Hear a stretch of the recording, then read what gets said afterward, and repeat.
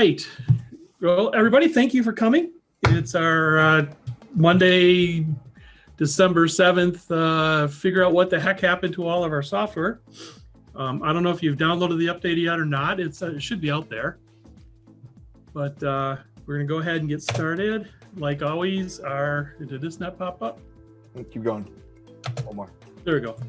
All right. If you have any questions during the webinar, go ahead and hit Jeff up. I believe he's at. Are you Jeff Geist on this one, or are you still the Cogitate Inc. one? I should be Jeff Geist. Okay, so send your messages to Jeff, and we'll have a QA session. We'll try to have a QA session at the end of each one of the update things to talk about them. And if we can't get to your questions, then we will definitely work with you through email, or you can phone call in after this is over. We'll be glad to answer things. All right, so today's agenda, we're just going to really quickly cover call logging. We're kind of sorry for the delay that we had in it, but we wanted to make sure it was working the way we wanted it to work. Then we're going to talk about all the updated forms. All the maintenance forms got like a refresh update to make it a little bit more flexible and easier to use. Jeff's going to cover another review program of our software. And then I believe, Jeff, you're going to talk about the upcoming webinar, or am I going to talk about it? Yeah, I can talk about it. Jeff will talk about the upcoming webinar then. All right, well, to get started, call logging. So let me switch over to ProFund. And I don't know, can you see the screen? Yep, we got it. Okay, so this is the new call logging. It's the two different windows come up, which makes it kind of nice because you can sort over here as much as you want. And of course, everything over here, keeps up to date with it. As well as if you're over here and you're hitting next, it stays up to date as on this side. The nice thing is the filtering. We're going to work on, a variety of things for the filters. You can do that. Like if I want just call dates of, I want every date that is, before or equal to. Let's just go to 1014. Then it limits the list to just showing those items that I've asked for, which is 1014 and before. And then the icon at the top will have a little dot, kind of that, to show that there's a filter. You can click at it and you can clear the filter. You go back to the whole list. We've got some nice buttons over here to do a variety of things. Obviously you can put a new call log in, print, email.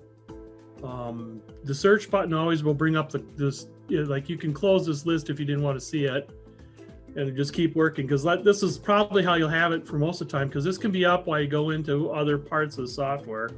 So you can always come back to the call log. And put a new call log in. Yeah, obviously I have a nice one here, TTT. But simply then, if you hit search, it'll always pop up the search window. And likewise, if you have like customer maintenance is another one. So if you have like another maintenance up and you come back to call log and you want to find the call log search, you can just hit the search and it'll pop up the call log search window. Same thing here for customers. If you hit the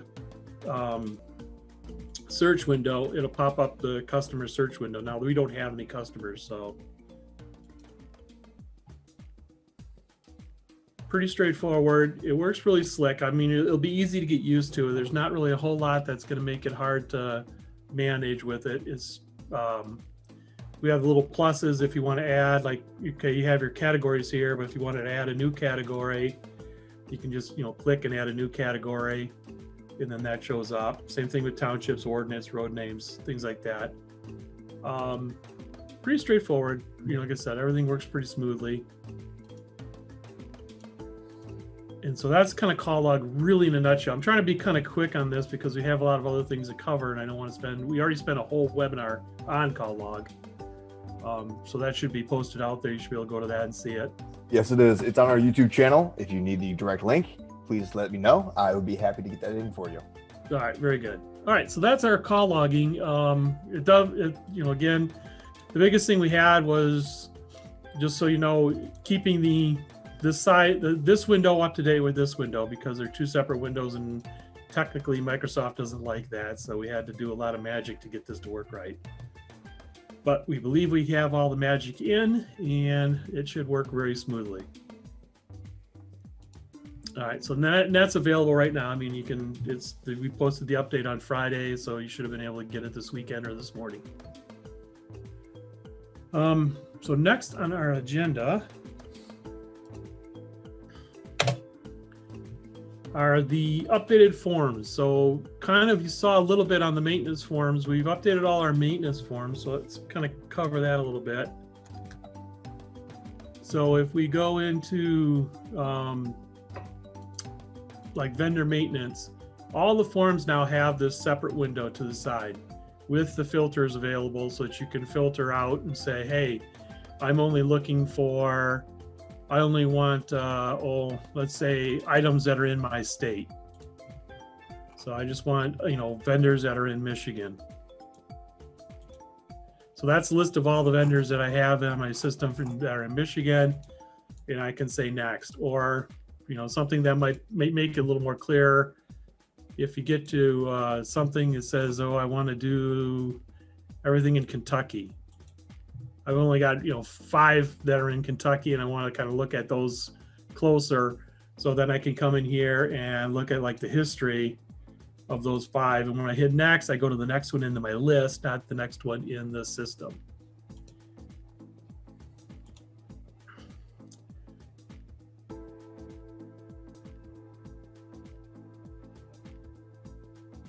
So we can kind of see the activity that you've done with these.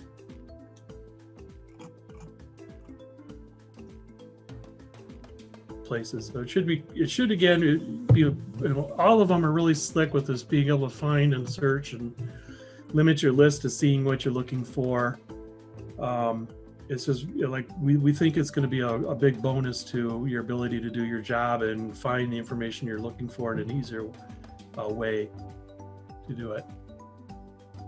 All right, then back on our here, we have our fixed asset reports. Again, we did an initial release on those to make them part of the new Intelli reports.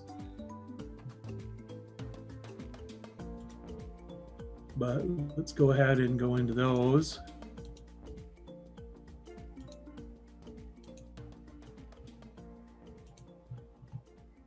So fixed asset reports,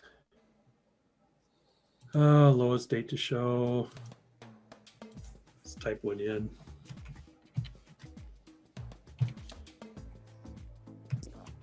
$2017.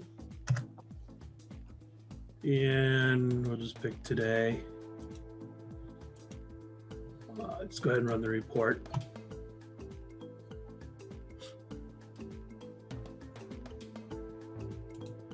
Okay, so the fixed asset reports, again, not really a whole lot of excitement to do it on here, but basically it gives you the ability to see those.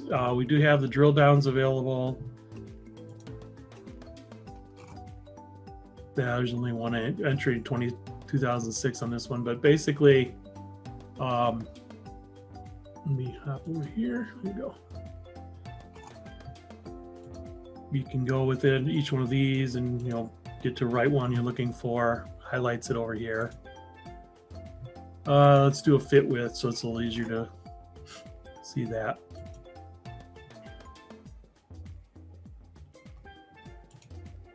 And then here's all the transactions for the 1060. So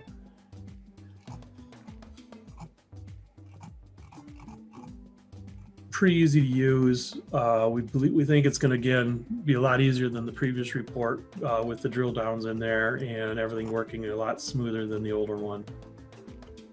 But like everything, if you have questions about it, let us know. We can certainly work on anything. If anything doesn't work out outright, please let us know, especially on the maintenance forms. There's a lot of maintenance forms. We change it really fast, and we spend a lot of time trying to make them right. There's always the opportunity for us to miss something that we should have caught. Let's see. The next part is kind of complicated. Let's go to that. I'm going to go ahead and take a break here for a second. Is there any questions? Jeff, you getting any questions popping in? Yes, we have one. We have several election workers that earned over $600. Will the payroll software handle this correctly regarding W-2s and reporting these wages? Correctly, yes. As long as they're marked as election workers and that's the only pay that they've received. If they're a person that has, that's also part of, let's say they were also, the supervisor of the township, then you want to set up a separate employee ID for the election worker wages. There's a flag in there. Let me kind of go over that real quick. I'll show you. There's a flag in the employment maintenance for election workers. Close fixed assets.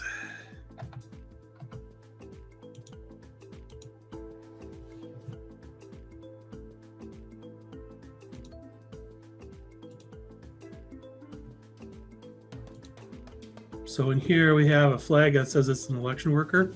Once that flag is checked, you cannot uncheck it. So make sure that you're on the right employee before you check it. Otherwise, you're going to have to call us to get it unchecked. But once that's checked, then any pay that that person's received will be correctly calculated based on the $600 for the federal and state, and the, I think it's up to $1,750 for the FICA Medicare.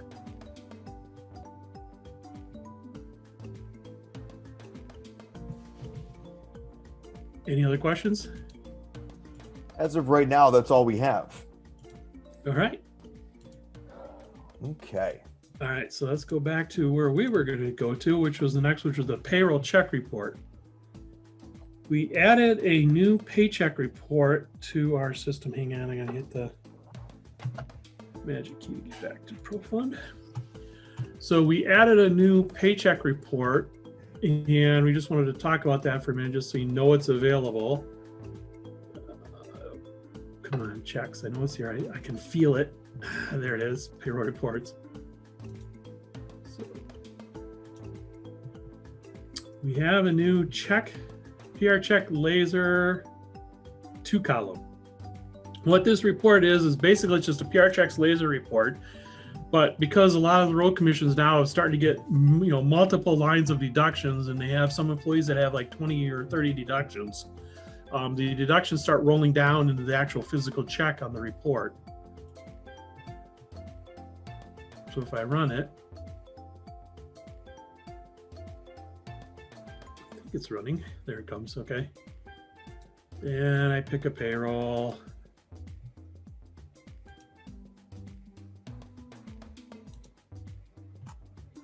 You can see that for the deduction area, we have it on two different lines or two different columns for the deduction to flow down. Like this person has a little, a few more. We have some people that are up to 20, like I said, 20, 27. And if there's just a single column, it would roll down into this check area. So we wanted to make sure we had the ability, we needed to make a report that had this 2 columns. So it's here, it's available if you need it. Likewise, we also did a major update to our export pay stub. And let me cover that at the same time. So if you're coming over here and you're going to export the pay stubs for different individuals, let's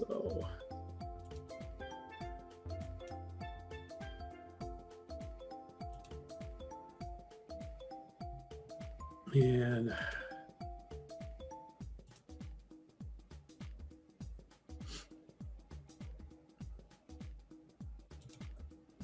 I'm just going to stop it so I can show it. I'll show you then what one of the pay stubs looks like.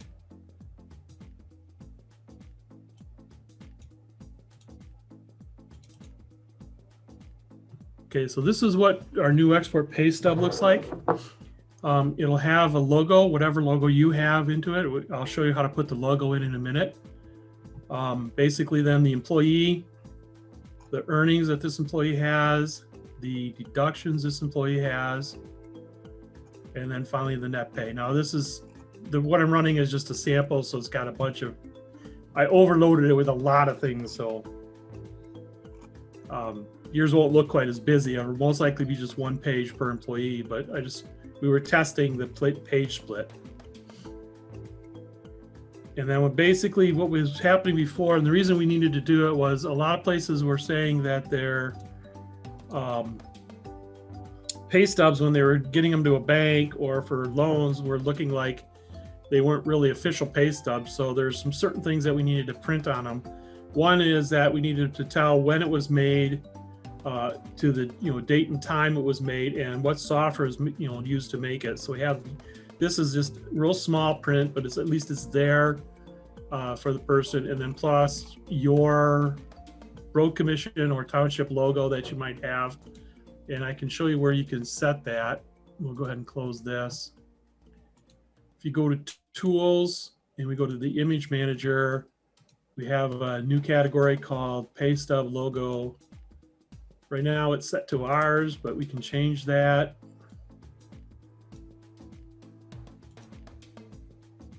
Yeah. I think this one's here.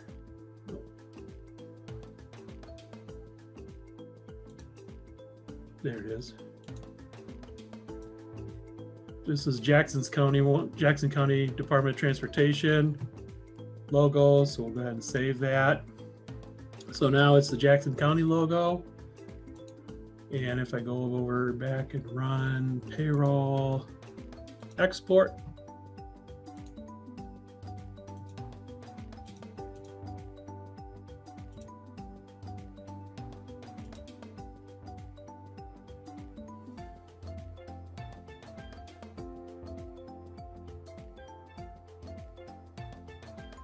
I'm going to cancel it because I don't need to generate one for everybody. Because it's actually, it is sending out emails. Whoop. Wrong button.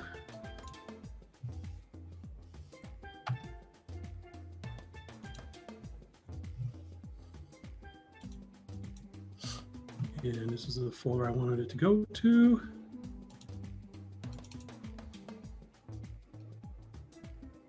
Nope, not this one. What time is it? That's 12:57, sorry. Opened up an old one.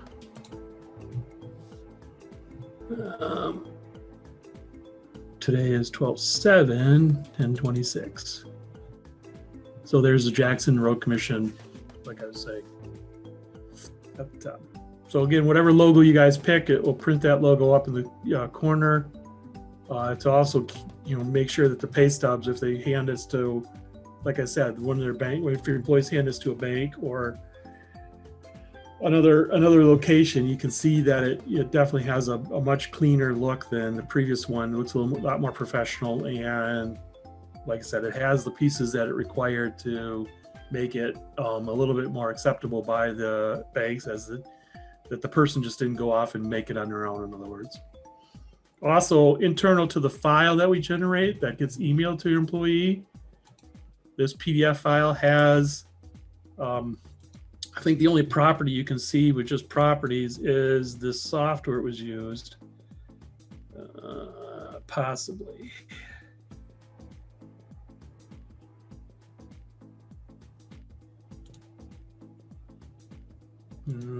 Guess not. There's things that are embedded in the file that will make it also authenticated if you're looking at the actual file itself. So if I open it, I don't think I have Adobe Reader. I think Adobe Reader will show the actual internals that we're putting out for it. But basically, just so you're aware that there are some things and some security measures in these files for the payroll now to make sure that they're authentic. All right. Any questions on the two payroll things that we've done with the report and the pay stub export? Haven't gotten anything in the chat just yet, but if someone's typing something up, we'll go for that one. Okay. Let's just keep moving forward. Alrighty. Unless someone else has a question, that's what we're here for. Let's keep it rolling. We just want to make sure you're aware that we have, the biggest thing we've been complaint about is that we don't tell people that we do all this great stuff. So that's what these are for. Yep. That you know that we do these great things. All right. So next, it is Jeff's turn, and I can go get a cup of coffee. Yes. All right, everyone. So you guys, if you guys remember, in August and September and a little bit of October too, I did a big reviews campaign. We want to get some reviews on our website. I did my own, I put reviews. I made a Survey Monkey, did our own thing. Well, that was great. We got some great reviews, and we thank everyone who came out and did that for us. That was awesome. We were able to donate a lot of money towards some great organizations. But the cool thing now, so part of our marketing efforts right now, we're getting on some websites that are like, that help people select software. So there's 3 major ones that we're looking at, that we're on right now, and that we need some reviews on. So G2, Capterra, and Software Connect. So we have accounts set up on all 3 of those websites. We need some reviews for all 3 of those.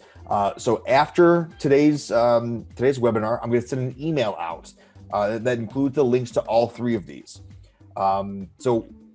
Just like last time, we're going to make a donation if you do the review. So this time, we're going to make a $10 donation for every review you post on one of these websites. So G2, Capterra, Software Connect, we'll make a $10 donation for each review, meaning that's a maximum of $30 in donations per municipality. Now, for those who can see me, I'm currently wearing my Santa hat with a Salvation Army logo. That is intentional because it is Christmas time, of course. And so what better charity to support during Christmas time than the Salvation Army? So depending on which side of the state you're on, we will make a donation to the Western or Eastern division of the Salvation Army. If you're in the UP or you're outside the state of Michigan, we'll contact you directly to identify another great organization that that would be worthwhile and that would really help support the community during this time. We obviously, like last time, we like focusing on food and health related ones. But if there's anything else that is specific that you want us to support, let us know.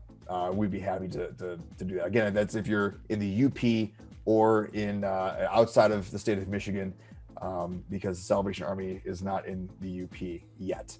But yeah, the links again will be coming in the email that's sent after this, and I'll be sending these emails out throughout the rest of the month. So yeah, please do that. I said please do that for us, but we definitely want to keep supporting our communities and keep doing that. And you know, we're focusing on other ways we can market right now.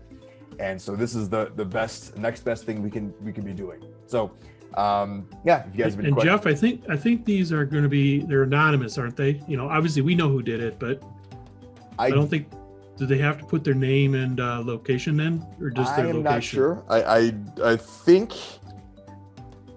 I think there will be a name required. I don't think location will be required. I think just a name will be. So could they say, like, you know, clerk at such location, or treasurer or whatever? I believe so. Each one will be different. But similar. Because I know a lot of people wanted to last time, but I'd gotten the question, you know, how can we make it a little more anonymous? They didn't want their name, you know, up on the webs, you know, out in the web as much as possible. So they were looking to be a little bit more, you know, they didn't mind if it was clerk at whatever, or, you know, treasurer or financial director or whatever their title was. They didn't mind saying the title at this location. Okay. That was usually fairly okay, but I just want to make sure we make that clear that you don't have to say, "Hi, this is Jody." You know, blah blah blah. Yeah. You know, blah blah blah. Here's my phone number and my social security number. You know. Right. You know, please steal my identity. I think there will be anonymity options or anonymizing options. For certain ones, I am not sure. Okay, so I mean, because obviously they don't also want a lot of people calling them up and saying, "What do you think of that software?" True. You know, we want to make sure we keep it, safe for people that, on the internet, because it's just getting so bad these days. Mm-hmm. And we're asking you to kind of put yourself out there, and we don't. And again, also mention, if it's a good review, great. But if it isn't, that's okay too. Mm-hmm. Exactly. And these donations will be made no matter how you rate our software. Correct. If you think we're kind of middle of the road, if you think we're the greatest thing since sliced bread, doesn't matter. There's a $10 donation going to the Salvation Sliced Army. bread is so old. For the greatest thing since cell phones. Yeah, greatest thing since Steve Jobs unveiled the iPhone. Right. Call that. But if no matter what the like last time, no matter what the review is, we want your honesty more than anything. So please be honest and do as get us up on all three, because we want to make as many donations as possible. Again, this obviously is going to help us gain new clients, because this is where a lot of people are going when they're looking for new software.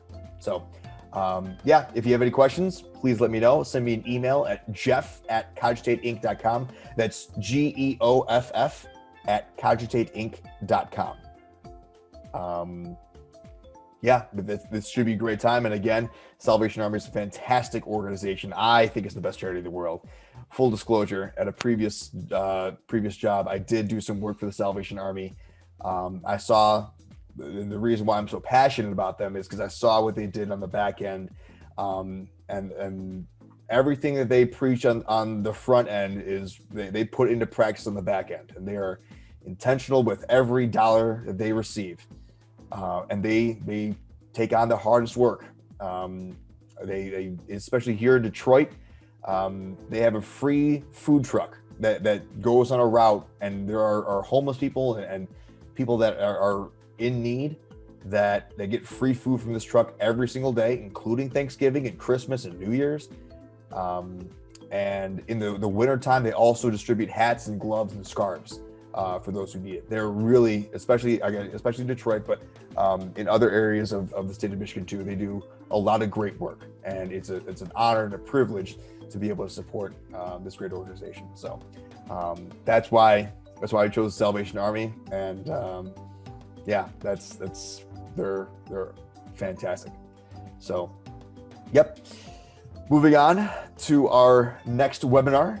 The other reason why I'm wearing this Santa hat is to talk about the world's jolliest webinar, which will be next webinar, December 15th at 10 a.m. Obviously, 10 a.m. is when we do all of our webinars. But we'll be talking about the end-of-year routines and other reports. Again, kind of a tips and tricks type of webinar that is going to talk about the great things that we have included in the Pro Fund Accounting software that some people may or may not know about. We hope that we'll be able to get some new routines going and show you different ways you can present your data to your board or to whoever needs it. So, and hey, if you have some Santa hats, if you have anything jolly, anything Christmas related, wear it, and we will we'll call you out on the webinar, and we'll do that. So that's our upcoming webinar.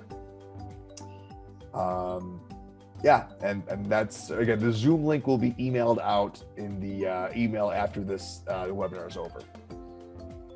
So any questions about that, let me know. Again, jeff@cogitateinc.com, or if you respond to the emails that are sent out to the Pro Fund Accounting Updates email list, those go to me. I answer those. So let me know if there's any questions. I'd be happy to answer them. George, got a quick question from Robin. Did we touch on the tax forms? Tax forms, yeah, we have a little issue with the tax forms this year because of the COVID. We're still waiting for the approval on our W-2s and W-3. So I put a link into there, and they've made a way to expedite it. So I just got the email this morning on how to expedite our ability to be approved so we can print on plain paper. I don't anticipate it being that big long of a thing. I'm hoping that by the 15th, I'll be able to have that out there. We also have been working on the new 1099 NEC. Oh, I should cover that real quick, just so you guys can get ready for that. when it happens. That would be a good thing to talk about. Forgot to put that in the webinar. In address or in vendor maintenance, please make sure you go through your vendors on the taxes tab and make sure you specify whether this vendor has a 1099 MISC or 1099 NEC that they need. And then of course, what type of tax identification number they have. We can do EIN, SSN, or an ITN number specification. So please go through the different ones and make sure you specify which one that, if the vendor needs it, you specify which one they need. And as a side note, the ID number doesn't have dashes or anything like that in it. Well, we print it with dashes like it should. Just put the number in. Don't do any of the special dash or separation things like that, because it'll just confuse then when we go ahead and print the report. And those will be, they're there and available. We're just making sure that they work perfectly before we have one small issue with one of them right now. So like I said, by the 15th though, those will be out and available. So we'll be like on the 15th webinar. This is part of what I'll be talking about and going through with everybody, running those reports, being able to run the new 1098 report, because the new report has two options, because you have to print a 1098 for your 1099 MISCs, and you have to print a 1098 for the 1099 NECs. So you actually have to print two 1098s totals. You can't just print one that has the total of both.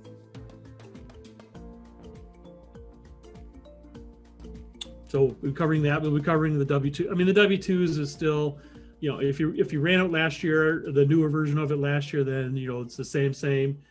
Some people though ran their W2s before it was released, because last year we were working desperately to get it out, but it didn't happen until like January 8th that we got the final version of it out. So some people did their W2s with the older one. So I'm going to cover again next time, the process of creating the W2s so that it's clear. Everybody has a chance to go through it. Plus, I'm going to cover a little bit about the closing entries.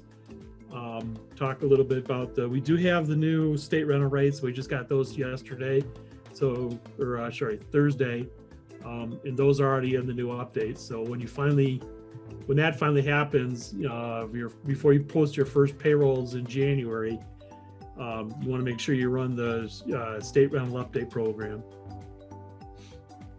Gotcha. Robin says thank you. So thank you for that question.